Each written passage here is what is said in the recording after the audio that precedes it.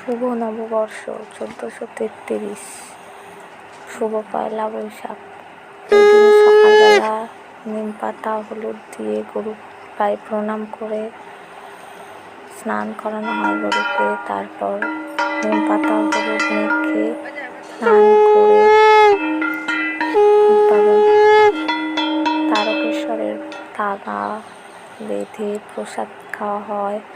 ওই দিন আবার আমার মেয়ে নতুন ড্রেস এনেছে, ওর দাদানরা পরেছে।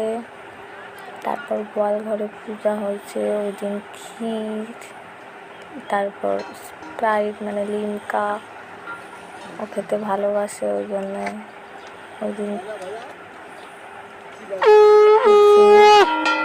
এভাবেই কেটেছে পয়লা বৈশাখ। এক্ষুনি তো আমার পায়ে ফেলছি। তারপর গোয়াল ঘরে পূজা হয়। হাত দাও, হাত দাও, আমরা সবাই বেঁধেছি, হাত দাও, বাঁধতে হয়, দাও।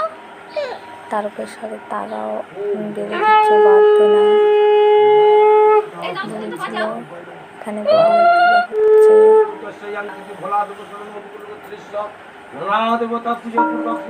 সবাই ভালো থাকবে,